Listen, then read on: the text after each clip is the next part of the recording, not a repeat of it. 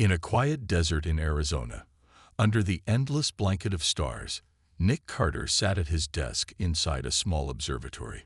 The room was filled with the soft hum of computers and the faint smell of coffee. Nick had been staring at the same screen for hours, his eyes scanning lines of data that most people would find boring. But Nick wasn't like most people. He loved the stars, the mysteries they held, and the secrets they whispered to those who knew how to listen. Tonight, something unusual caught his attention. A signal. At first glance, it looked like random noise, just another burst of energy from deep space. But as Nick zoomed in on the data, he noticed patterns, repeating sequences, mathematical precision. This wasn't random. Someone, or something, had sent this message on purpose. His heart raced as he leaned closer to the screen. Could it be? Was this humanity's first contact with intelligent life beyond Earth? Nick didn't want to get too excited yet.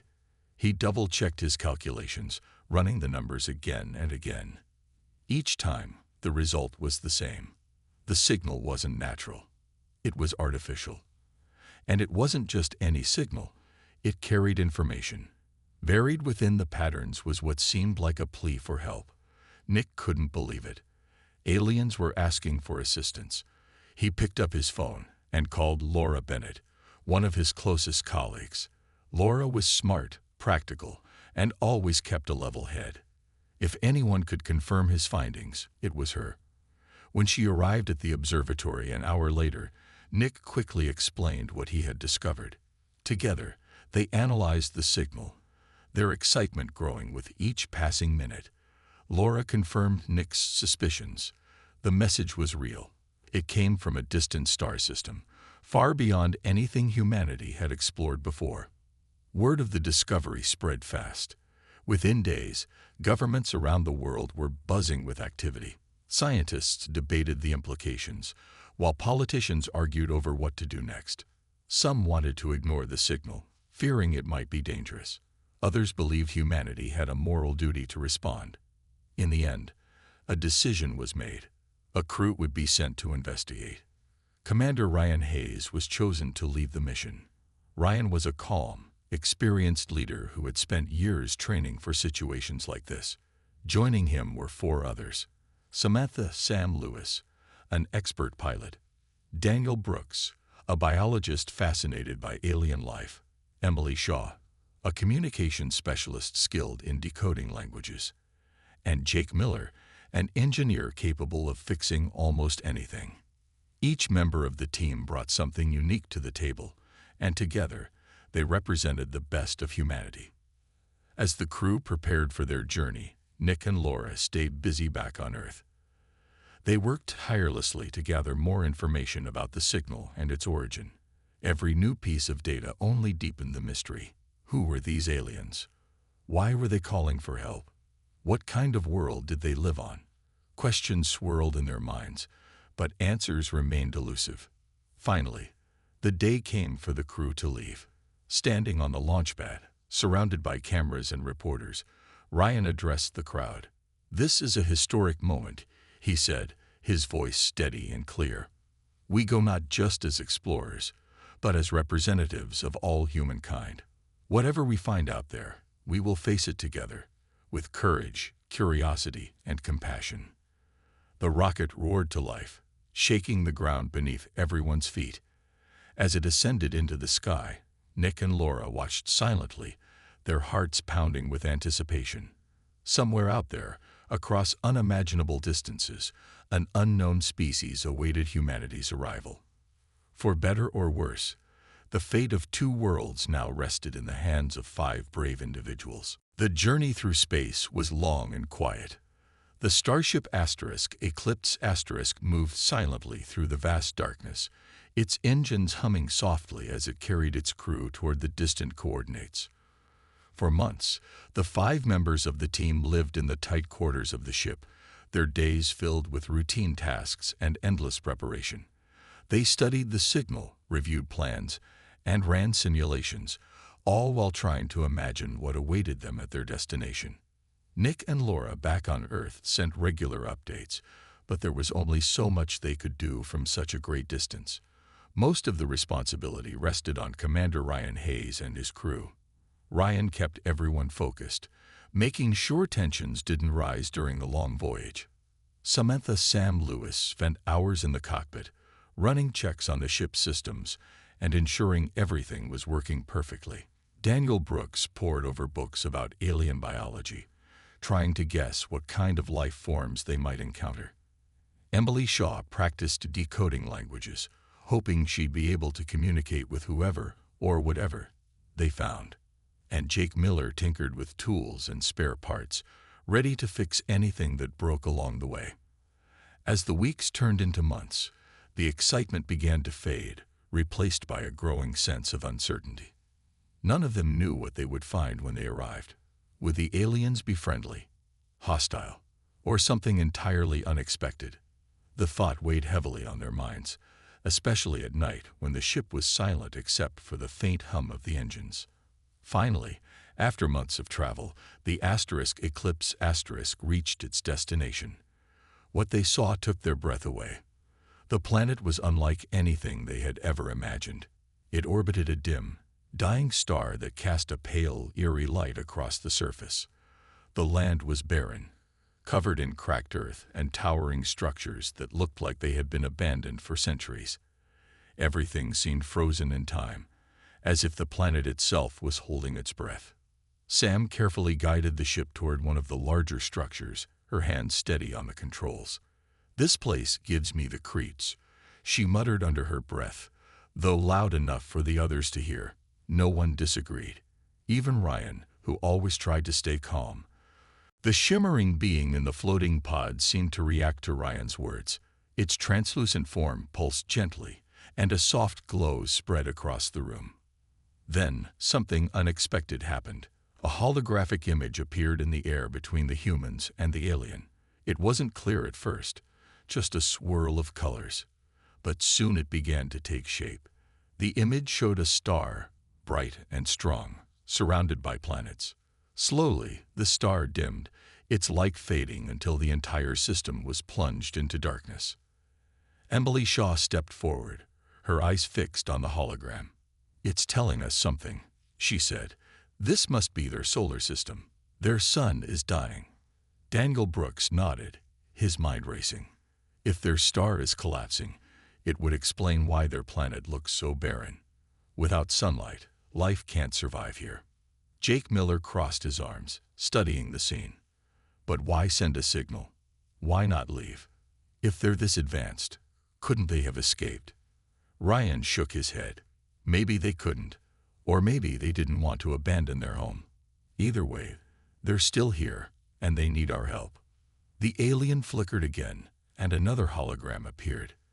This time, it showed the same star surrounded by strange machines. The machines seemed to be working together, trying to stabilize the star, but the effort appeared futile. The star continued to fade, and the machines eventually stopped functioning altogether. They tried to save themselves, Laura said softly, her voice carrying through the comms from Earth. Back at the observatory, she and Nick Carter were watching the team's progress closely. Their technology wasn't enough. Ryan turned to his crew. "We need to figure out what they're asking for. Emily, can you decode anything else?"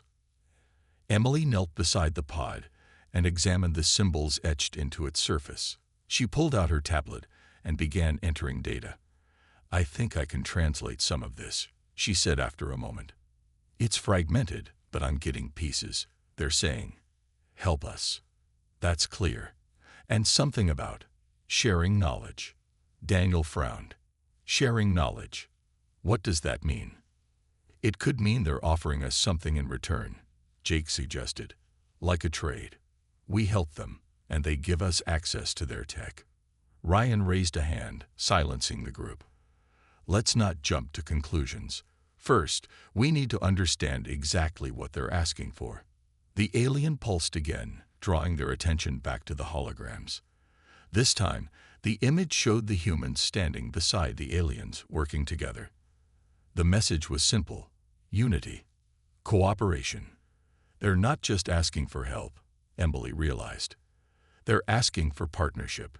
Laura's voice came through the comms again, tinged with excitement. Nick and I are already analyzing the data you've sent. If we combine their knowledge with ours, we might be able to stabilize the star, or at least buy them more time. Ryan looked at the alien, then back at his crew. All right, team. Let's gather as much information as we can. Take samples, document everything, and send it all back to Earth. Humanity has been given a chance to do something incredible here. We can't waste it.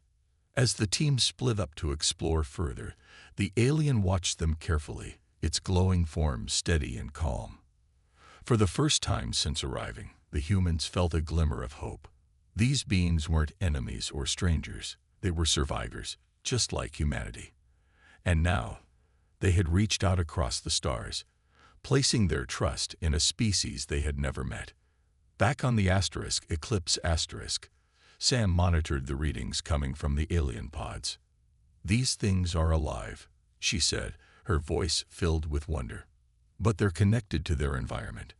If we can fix the planet, maybe we can save them too. The weight of their mission settled over the crew, but it wasn't a burden. It was a responsibility. They had come to answer a call for help, and now they had a purpose.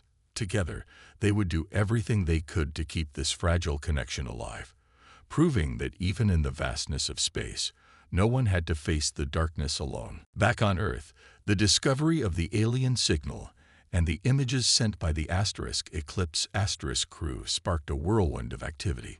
Scientists, engineers, and experts from around the world came together to tackle the challenge.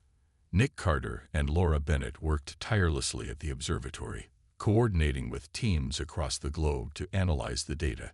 It was clear that stabilizing the dying star would be no easy task, but humanity had faced impossible challenges before.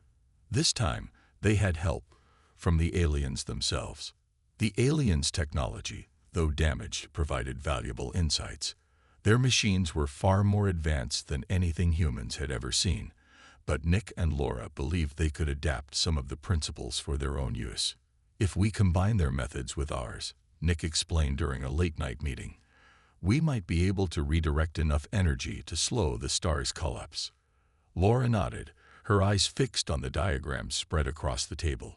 We'll need massive solar reflectors, mirrors big enough to capture and redirect sunlight onto the planet. But building them won't be easy, and we'll have to construct them in space. Meanwhile, aboard the Eclipse asterisk, the crew continued their work on the alien planet. Jake Miller and Sam Lewis focused on repairing some of the alien machines, hoping to restore power to the pods where the beings were suspended. Daniel Brooks studied the biology of the aliens, learning how closely tied they were to their environment. Their life force is linked to the planet's energy, he explained to Ryan one evening. If we can heal the planet, we might be able to revive them fully. Emily Shaw spent hours decoding more of the alien language, piecing together fragments of their history. She discovered that the aliens, who called themselves the Veil, had once been a thriving civilization. They had built cities that reached into the skies and created machines capable of harnessing the power of stars. But when their sun began to die, they poured all their resources into saving it. Over time, their efforts failed, leaving their world barren and their people clinging to survival. They're not just asking for our help, Emily told the group. They're giving us their trust, their knowledge. They've shared everything they have left. Ryan felt the weight of that trust. He knew the success of the mission depended not only on technology, but also on cooperation. Every decision mattered, every action counted. Let's make sure we don't let them down, he said firmly. On Earth, governments debated the cost of the mission. Building the solar reflectors required rare materials and significant funding. Some argued that humanity couldn't afford to risk its resources for an alien species. Others believed it was a chance to prove humanity's potential, to show that they could rise above selfishness and fear. After days of heated discussions, a compromise was reached. Resources would be allocated, and international teams would collaborate to build the reflectors using materials mined from nearby asteroids. As the project moved forward, Nick and Laura stayed in constant contact with the Eclipse *. They sent updates, calculations, and plans, ensuring the crew had everything they needed. The team on the alien planet worked non-stop, setting up equipment and preparing for the arrival of the reflectors. Jake and Sam rigged temporary power systems to keep the alien pod stable, while Daniel monitored the health of the Veil. Emily continued decoding messages, finding new ways to communicate with Kale, the leader of the Veil. One day, as the crew gathered around a hologram sent by Kale, they saw a vision of hope. The image showed the dying star reignited, its light spreading across the planet. Greenery returned to the barren land, and the Veil emerged from their pods, glowing brightly. It was a promise, a glimpse of what could be if their plan succeeded. "We're close," Ryan said, his voice steady. "But we're not there yet. Let's stay focused." Despite the challenges, the crew remained determined. They had come too far to give up now. Together, they were proving that even in the face of overwhelming odds, humanity could find a way. And perhaps in saving another species, they would discover something about themselves, that compassion and courage could bridge even the vast distances between worlds. As the mission progressed, tensions began to rise. The scale of what they were attempting was enormous, and the pressure weighed heavily on everyone involved. Back on Earth, debates grew louder. Some people questioned whether humanity should risk so much for an alien species. "We're spending billions on this," one politician argued during a televised hearing. "What if it doesn't work? What if we lose everything and gain nothing?" Nick Carter and Laura Bennett tried to stay above the fray, but even they felt the strain. Late nights at the observatory blurred into early mornings as they worked to refine the plans for the solar reflectors. Nick often found himself staring at the star charts, wondering if they were doing the right thing. "What if we fail?" he asked Laura one night, his voice quiet but heavy with doubt. "We can't think like that," Laura replied firmly. "If we don't try, we'll never know. And besides, this isn't just about us. It's about showing the universe that humanity is capable of more than destruction. We're builders, helpers." Meanwhile, aboard the Eclipse *, the crew faced their own struggles. Supplies were running low, and the constant work left them exhausted. Samantha Sam Lewis spent hours in the cockpit, monitoring the ship's systems and making sure everything stayed operational. One evening, as she sipped cold coffee and stared out at the barren alien landscape, Jake Miller joined her. "You okay?" he asked, leaning against the doorway. "Just tired," Sam admitted. "I keep thinking about how much is riding on this. If we mess up..." Jake interrupted her. "We won't. We've got the best team out here, and back home. People like Nick and Laura are working just as hard as we are. We'll get through this." But not everyone shared Jake's optimism. Emily Shaw had been quieter than usual, her mind consumed by doubts. She sat alone in the communications room, reviewing the messages they decoded from the Veil. Their language was beautiful, poetic even, but it also carried a deep sadness. What if we're wrong about them? She asked Ryan later that day. What if helping them puts us in danger? Ryan understood her concerns. He had asked himself the same question many times, but he also knew that fear couldn't dictate their actions. "Emily," he said gently, "we've seen no signs that they mean us harm. Everything they've done shows they trust us. If we turn our backs now, what does that say about us?" Daniel Brooks added his thoughts. "Think about what we've learned from them already. Their technology could change everything. For medicine, energy, even space travel. This isn't just charity. It's an opportunity." Despite these reassurances, the doubts lingered. Even Kale, the leader of the Veil, seemed to sense the unease among the humans. Through shimmering holograms, Kale communicated gratitude, but also patience. The Veil weren't demanding results. They were waiting, trusting that humanity would do its best. One night, the crew gathered in the main chamber of the alien structure. The glowing pods of the Veil surrounded them, casting soft light across the room. Ryan stood in the center, addressing his team. "I know this hasn't been easy," he began. "We're far from home, stretched thin, and facing challenges none of us could have imagined. But we're here because we chose to be. Because we believe in something bigger than ourselves." He paused, looking each of them in the eye. "Yes, there are risks. Yes, sacrifices will have to be made. But let's not forget why we came. These beings reached out to us when they had nowhere else to turn. They trusted us. Now it's our job to honor that trust." His words struck a chord. For the first time in days, the weight of their mission felt less like a burden and more like a purpose. Sam smiled faintly, and Jake nodded. Emily took a deep breath, letting go of some of her fears. Daniel clapped Ryan on the shoulder, his expression resolute. The next morning, they returned to work with renewed determination. Together, they installed the last of the equipment needed to prepare for the arrival of the solar reflectors. Back on Earth, Nick and Laura finalized the designs, sending detailed instructions to mining teams working on nearby asteroids. Piece by piece, the massive mirrors began to take shape. It wasn't perfect. There were still challenges ahead, still moments of uncertainty. But amidst the doubts and fears, something remarkable emerged. A shared belief in the possibility of success. Humanity had stepped into the unknown, not as conquerors or explorers, but as helpers.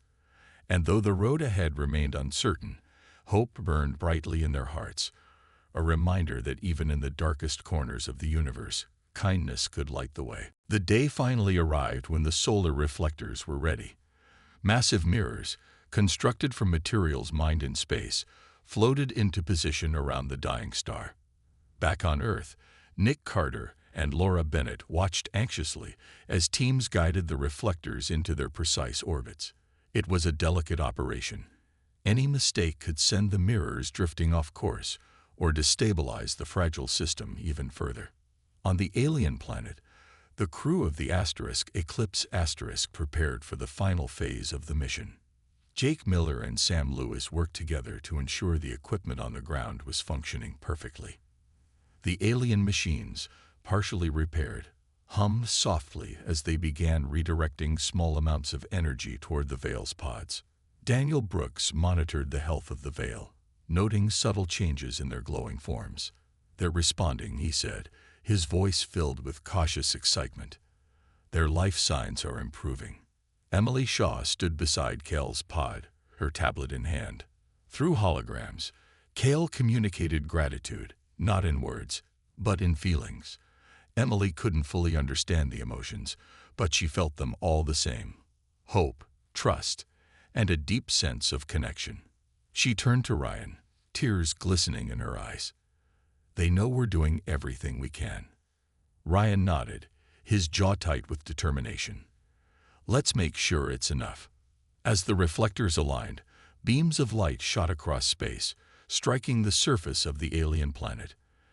At first, nothing seemed to change. The cracked Earth remained barren, the air still thin and cold.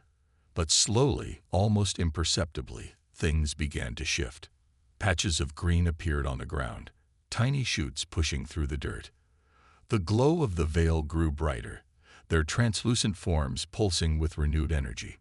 "It's working," Daniel exclaimed, his voice breaking with emotion. "The ecosystem is coming back online." Jake let out a whoop of joy, and Sam grinned despite her exhaustion. Even Ryan allowed himself a small smile. For months, they had poured every ounce of effort into this moment, and now they were seeing the results. Humanity's ingenuity, combined with the Veil's advanced technology, had breathed life back into a dying world. But the victory came at a cost. The power core of the Eclipse, drained by months of constant use, was nearly depleted. Without enough energy to make the journey home, the crew realized they would be stranded until reinforcements arrived. Supplies were running dangerously low, and the harsh conditions of the alien planet made survival uncertain. Yet, none of them regretted their decision. Back on Earth, news of the success spread quickly. People around the world watched in awe as images of the revived planet reached them. Governments that had once argued over funding now praised the mission as a triumph of human cooperation. Scientists marveled at the breakthroughs achieved by combining alien and human knowledge, and ordinary citizens, inspired by the story of courage and compassion, felt a renewed sense of pride in their species. For Nick and Laura, the achievement was bittersweet. They celebrated the revival of the alien world, but worried about the safety of the crew. "They'll be okay," Nick told Laura, though his voice betrayed his concern. "Help is on the way." Weeks passed before a relief vessel finally arrived. By then, the crew had adapted to their new reality, rationing supplies and finding ways to endure the harsh environment. When the rescue ship descended from the sky, they greeted it with relief, but also with a sense of accomplishment. They had done what many thought impossible, proving that humanity could rise to meet even the greatest challenges. As they boarded the rescue ship, the crew took one last look at the alien planet. The barren wasteland they had first encountered was gone, replaced by a landscape teeming with life. The Veil, now fully awakened, floated gracefully among the newly grown plants, their shimmering forms glowing brightly under the restored sunlight. Ryan spoke into the comms as the ship ascended. "Mission accomplished," he said simply. His voice carried not just pride, but humility. "We did it. For them, and for us." The journey home was quiet, each member of the crew lost in thought. They had faced fear, doubt, and sacrifice, but they had also discovered something profound: the power of unity. In helping another species, they had found strength within themselves, and perhaps a new path forward for all of humanity. When the crew of the Eclipse returned to Earth, they were greeted as heroes. Crowds gathered at the landing site, cheering and waving flags as the rescue ship touched down. Reporters shouted questions, cameras flashed, and people of all ages lined up just to catch a glimpse of the team that had saved an alien world. For Ryan Hayes and his crew, it was overwhelming, but also deeply humbling. Nick Carter and Laura Bennett were among the first to greet them. Nick grinned as he shook Ryan's hand, while Laura hugged Emily Shaw tightly. "You did it," Laura said, her voice thick with emotion. "You actually did it." The days that followed were a whirlwind of celebrations, interviews, and ceremonies. Governments awarded medals to the crew, calling them pioneers of a new era. Scientists hailed their mission as a breakthrough, not just for space exploration, but for humanity itself. Schools taught the story of the Eclipse and the Veil, inspiring children to dream of a future where humans worked alongside other species. But beyond the accolades, something deeper had changed. The success of the mission sparked a sense of unity on Earth. For years, nations had argued over resources, borders, and power. Now they came together to celebrate a shared achievement. The knowledge gained from the Veil's technology began to transform life on Earth. New forms of clean energy emerged, based on principles adapted from the alien machines. Medical advancements improved treatments for diseases once thought incurable. Humanity had taken its first steps toward becoming a truly interstellar species. Back in Arizona, Nick and Laura continued their work at the observatory. They stayed in contact with the Veil, exchanging information and ideas.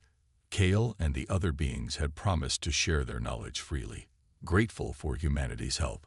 Through holograms and decoded messages, the two civilizations began to learn from each other, not just about science and technology, but about culture, philosophy, and the meaning of survival. For the crew of the Eclipse, returning to normal life wasn't easy. After months in space and on an alien planet, Earth felt strange, almost too familiar. Sam Lewis spent hours flying small planes, trying to recapture the thrill of piloting the starship. Jake Miller opened a workshop, tinkering with gadgets and teaching kids how to build things.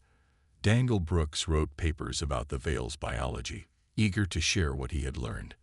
And Emily Shaw became a spokesperson for the mission, traveling the world to tell its story and encourage cooperation between nations.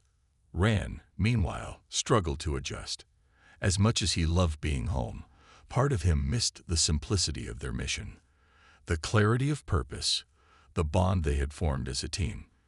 But he found comfort in knowing that their work had made a difference. One evening, as he stood outside his house staring at the stars, he received a message from Nick. It was a recording sent by the Veil, a shimmering hologram of Kale, glowing softly against the night sky. "We thank you." Kale's voice echoed, translated into simple words. "You have given us hope.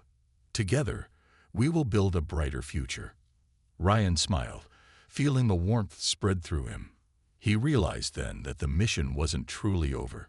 It was just the beginning of something far greater, a partnership between two species, united by trust and determination. In the weeks and months that followed, humanity looked to the stars with fresh eyes. The discovery of the Veil proved that Earth was not alone in the universe, and that kindness could bridge even the widest gaps. People around the world dreamed of what might come next: new alliances, new discoveries, new adventures. And though challenges lay ahead, there was no doubt that humanity was ready to face them together. As Nick often said during late-night conversations with Laura, "We've shown the universe who we are. Not perfect, not fearless, but willing to try, willing to help." And perhaps that was enough.